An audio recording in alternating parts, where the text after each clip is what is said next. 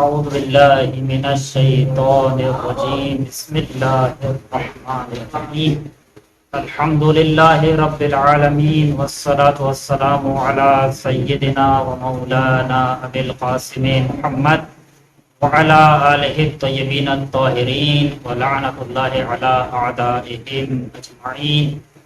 الصلاة والسلام عليك يا باقر علوم الأولين والآخرين.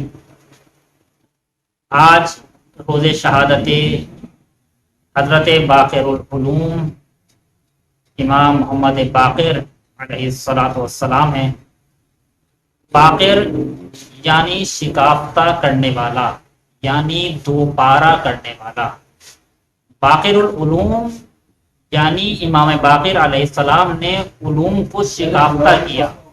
علم کے بطن میں سے ایک علم نکالنا، پھر اس کے بطن میں سے ایک علم نکالنا، پھر اس کے بطن میں سے ایک علم نکالنا، یہ ہر کسی کے بس کی بات نہیں ہے. حضرت ختمی مرتبہ پیغمبر مصطفیٰ صلی اللہ علیہ وآلہ وسلم نے جناب جابر ابن عبداللہ انصاری کے جو پیغمبر کے بھی صحابی ہیں، کہ جو جناب زہرا کے بھی صحابی ہیں، کہ جو امیر المومنین کے بھی صحابی ہیں، کہ جو امام حسن کے بھی صحابی ہیں، کہ جنہوں نے امام حسین علیہ السلام کا بھی زمانہ دیکھا، کہ جنہوں نے امام سجاد علیہ السلام کا بھی زمانہ دیکھا اور امام باقر علیہ السلام کے زمانے تک رہے. کون؟ جناب جابر ابن عبداللہ انصاری.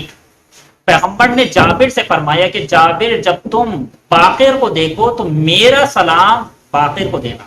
اور اس کے بعد پھر جناب جابر کا عالم یہ ہے کہ نابینا ہو چکے ہیں. پیغمبر کی بات پر یقین ہے کہ اگر پیغمبر نے کہا ہے کہ میں 5ویں حجت تک اس زمین پر زندہ رہوں گا تو میں زندہ رہوں گا. نابینا ہو چکی ہیں، صحت ڈھل چکی ہے، مدینے کی گلیوں میں بس یہی کہتے جاتے ہیں باقر باقر باقر. کیوں امام باقر علیہ السلام کو ڈھونڈ رہے ہیں؟ یقین ہے کہ اگر پیغمبر نے کہا ہے تو میں زندہ رہوں گا اور میں امام باقر کا بھی زمانہ دیکھوں گا. یہ وہی جناب جابر ہیں کہ جن سے زیارت اربعین علیہ السلام بھی منسوب ہے، کہ پہلے زائر کربلا کے حضرت جابر ابن عبداللہ انصاری تھے. ان کی پوری ایک تاریخ ہے کہ کبھی ہمیں وقت ملے گا تو ہم بیان کریں گے. جناب جابر سے یہاں تک کہ امام باقر علیہ السلام کی ملاقات ہوئی. جناب جابر نے امام محمد باقر علیہ السلام کو پیغمبر کا سلام کہا، اور پھر امام باقر علیہ السلام نے جناب جابر سے پوچھا کہ اے جابر، پوچھنے والا کون؟ حجت خدا امام محمد باقر علیہ السلام. کس سے پوچھا جا رہا ہے؟ کہ جو پیغمبر کا صحابی ہے، کہ جو جناب زہرا کا صحابی ہے، کہ جو امیر المومنین کا صحابی ہے، کہ جو امام حسن کا صحابی ہے، جو امام حسین کا صحابی ہے، جو امام سجاد کا صحابی ہے، اور پھر امام باقر کا بھی صحابی ہے. امام باقر علیہ السلام ایسے شخص سے یعنی جناب جابر ابن عبداللہ انصاری سے پوچھ رہے ہیں کہ جابر، تم نے پیغمبر کا زمانہ دیکھا، تم نے امیر المومنین کا زمانہ دیکھا، تم نے جناب زہرا کا زمانہ دیکھا، تم نے امام حسن اور امام حسین کا زمانہ دیکھا، تم نے میرے بابا کا زمانہ دیکھا، تمہارا ایمان کہاں تک پہنچا؟ تمہارا ایمان کس مرتبے تک آیا؟ تو پھر جناب جابر نے آواز دی کہ مولا، نہ پوچھئے میرے ایمان کے بارے میں.